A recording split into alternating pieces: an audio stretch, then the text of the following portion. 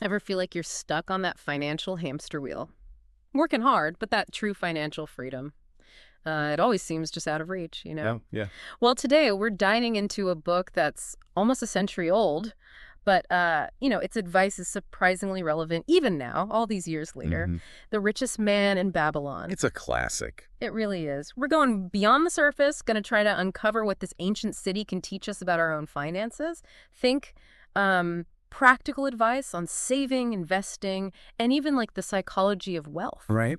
And who better to guide us than our expert? Yeah, we're ready to unlock some of those secrets of Babylon. I'm excited. Me too. Let's do it. So, we're going to time travel back to ancient Babylon, a city known for its opulence, its riches. And we meet a guy, Bansir, a chariot builder, who I think really embodies that struggle a lot of us face today.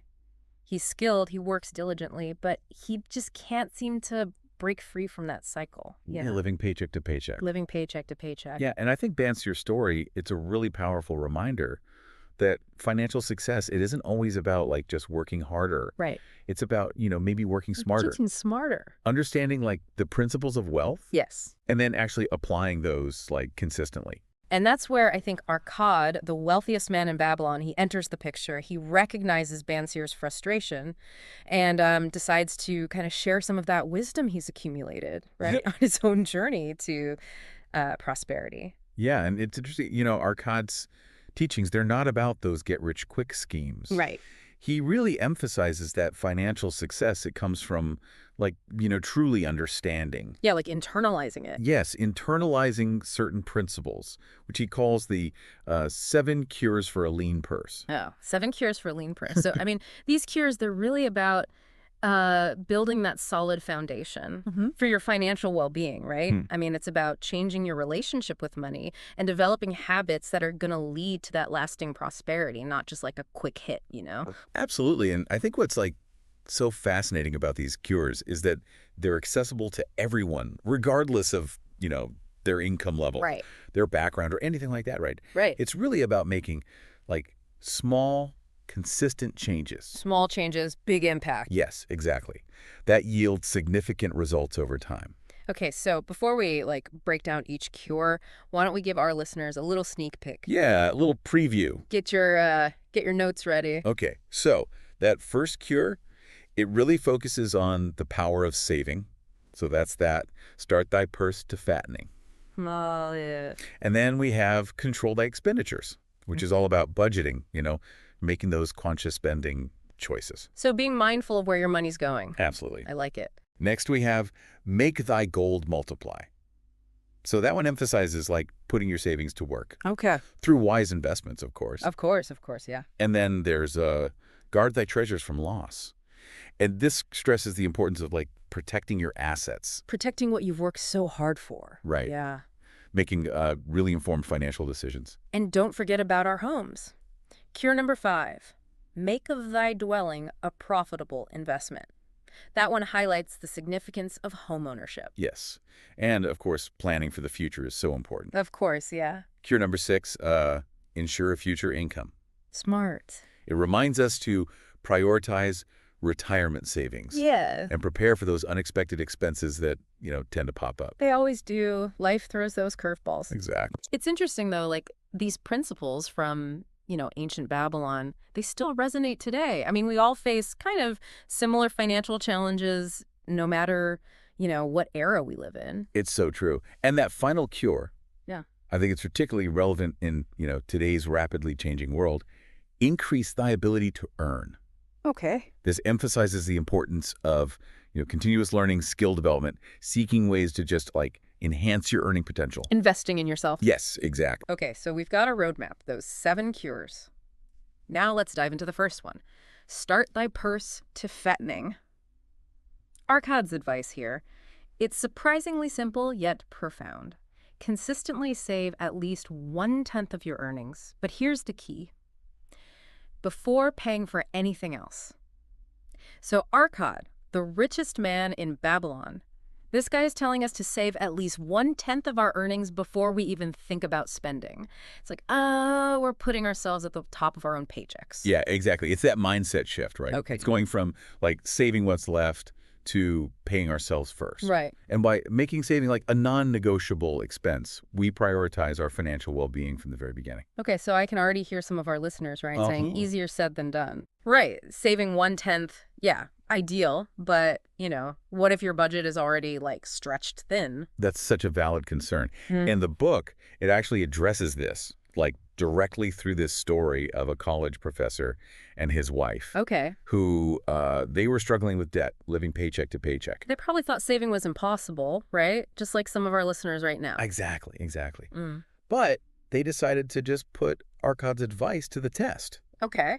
And you know what? They actually discovered that they could manage just fine on 9/10 of their income. Wait, so by simply like shifting their mindset, prioritizing saving, they were able to free up enough money to cover their expenses? I know, it's amazing, right? It's incredible. It really highlights how, like, we often have more financial flexibility than we realize. Mm-hmm. By consciously choosing to save first, we become more aware of our, like, spending habits. Right. And we can find creative ways to, like, manage our finances more effectively. Yeah, it's like that saying, you tell your money where to go, or it will decide for you. 100%. That's so true. And you know what's even more inspiring is that this couple, they didn't just stop at, like, saving. Right. Once they were consistently putting away that 1/10 of their earnings, they then focused on paying off their debt. Wow. So they tackled those financial burdens head on. That must have felt, just like incredible, so empowering. Absolutely. And this is where it gets, like, really interesting. Okay. Remember cure number 6?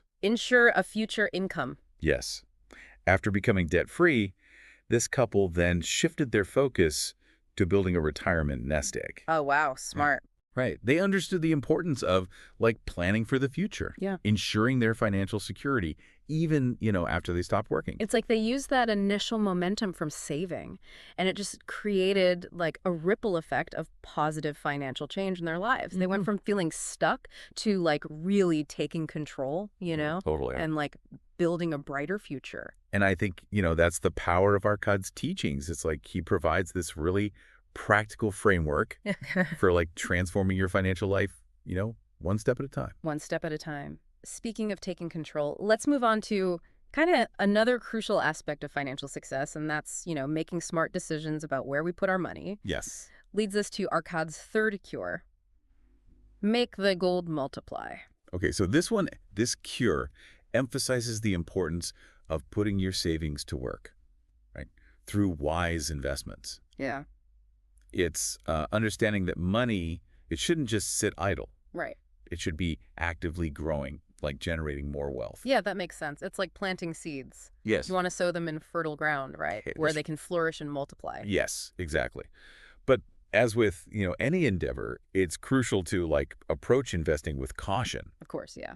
with wisdom. And in the book, Arcad actually shares this personal story about a time that he lost, significant amount of savings Oh, no. in a get-rich-quick scheme. Oh, he learned a hard lesson about those too good to be true opportunities, huh? Oh, he did. And Uh, it's a mistake I think a lot of people make, yeah, I'm sure. getting caught up in the allure of, easy money.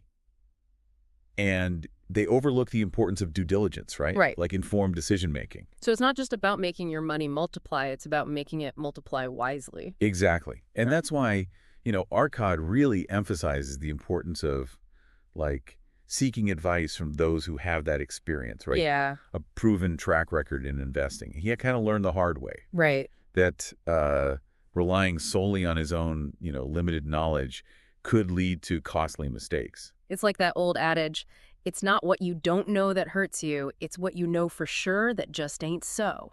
That's a good one. That's so true. Right. Yeah, seeking that guidance from, those trusted experts can really help, navigate the complexities of investing. Make those informed decisions that align with, like, your financial goals Yeah. and, your risk tolerance. Not everyone's the same. Of course, everyone's at a different point on their journey. Exactly. So we've talked about saving consistently, investing wisely, but there's like another critical piece of the puzzle Okay. that often gets overlooked, I think, and that's taking action Yeah. and refusing to let, procrastination hold us back from what we're trying to achieve. Yes, and that's where the story of Debussy comes in. Okay, Tabasir. Yeah, he's a powerful example of how, like, overcoming procrastination can be that key to unlocking financial freedom. Okay, so we're back and still diving deep into the richest man in Babylon. And this time we're talking about a character who really, I think, embodies that idea of taking charge of your finances. Dabasir. Yeah, Dabasir. A former slave who becomes like this successful camel trader. Yeah. Talk about a transformation. I know, right? It's such a tie-in to the idea that, no matter where you start, financial freedom, it is achievable Right. with the right mindset and, Yeah. of course, that consistent action. Of course. So he went from being in debt, making, those kind of like not great choices, to building a thriving business. Yeah. So, I mean, that's like a really inspiring story, I think, for anyone who maybe, feels stuck in their own financial situation. It proves that it's never too late to turn things around.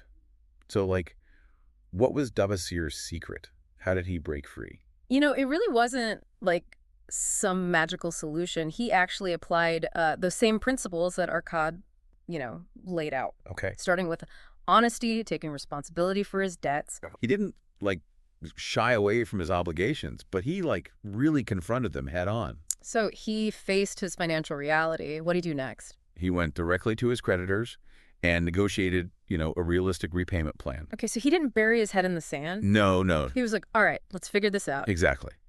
She communicated openly Yeah. and worked out a solution that, worked for everyone involved. It sounds like almost he replaced a sense of overwhelm with just like a proactive plan. Right. And that probably made a huge difference, even like just mentally as well. Absolutely. And, that proactive mindset, it extended to his work ethic as well. Okay. Dabasir understood that, like, to really achieve his financial goals, it required consistent effort. Yeah. He wasn't afraid of hard work. Right. Put in the work. Exactly. Yeah. And he really dedicated himself to, building his camel trading business. So from slave to entrepreneur, quite a story, quite a journey. I know. I love that story. Dabasir's journey really highlights how, conquering that procrastination, that's a big one, and then taking that consistent action, that can lead to those, like, really incredible results. But let's not forget about, those, like, golden nuggets of wisdom that Arkad passed down to his son, the 5 laws of gold. Yes. Those sound pretty epic. They are. It's like, imagine, receiving timeless financial advice. Right, yeah. Passed down through generations. Wow, yeah. The 5 laws of gold are really like this roadmap to building and preserving wealth. Mm-hmm. They kind of distill all of Arkad's wisdom into these really actionable principles that are honestly, like, still so relevant even today. Okay, so, like, these laws, they're like the cheat codes for financial success. Yeah, pretty much, kind of. Okay, so break them down for us. Give us the cheat codes, one by one. What's the first law? All right, so the first law of gold, it reinforces that, like, cornerstone principle we've been talking about. Gold cometh gladly, and increasing quantity to any man who will put by not less than 1/10 of his earnings to create an estate for his future and that of his family. Okay, so it's all about paying yourself first, right? Yeah. That consistent saving habit. Exactly. Yeah. Okay, so that's one. What about number 2? All right, so we've got the second law. Mm. Gold laboreth diligently and contentedly for the wise owner who finds for it profitable employment, multiplying even as the flocks of the field. This one really emphasizes, like, the importance of investing wisely, right? Okay, yeah. Making your money work for you. Don't let it just sit there. Put it to work. Exactly. All right, so the third law of gold. Hit me. Gold clingeth to the protection of the cautious owner who invests it under the advice of men wise in its handling. So, like, having that financial mentor in your corner, right? Yes, exactly. Someone to guide you, make sure you're, on the right path. Exactly. And then the fourth law of gold, this one warns us against those, like, impulsive or, uninformed decisions. Mm. Gold slippeth away from the man who invests it in businesses or purposes with which he is not familiar or which are not approved by those skilled in its keep. So basically, like, you got to do your research right. Yes. You got to understand where your money's going, not just chasing, every shiny opportunity. Exactly. And then finally, the fifth law of gold, this one cautions against greed and those get-rich-quick schemes. Gold flees the man who would force it to impossible earnings, or who followeth the alluring advice of tricksters and schemers, or who trusts it to his own inexperience and romantic desires in investment. Ooh, that's a mouthful, but it's a powerful mouthful. That is, at least. It's a powerful reminder to, like, be realistic. Yeah. avoid those like super risky ventures, and really just like make rational decisions, Right, based on, solid advice. Yeah. Careful consideration. Not just like your gut all the time, Yeah, right? exactly. Okay, so these 5 laws of gold, they offer, I think, some really timeless wisdom for anyone seeking, that true financial well-being. And they encourage us to be proactive, Right. informed, and disciplined Discipline, yes. with our finances. With our finances. I love that. It's amazing how, advice from ancient Babylon still holds up. So as we journey back from the bustling streets of Babylon to, the present day, I think we're left with a really profound question, inspired by, of course, the richest man in Babylon. What if, instead of like envying those who have already achieved, that financial success, we focused on learning their secrets and applying those lessons to our own lives, right? Yeah. The path to financial freedom, it is paved with, I think, knowledge, action, and that willingness to adopt, those timeless principles, the ones that really do stand the test of time. Absolutely. It's been a great conversation.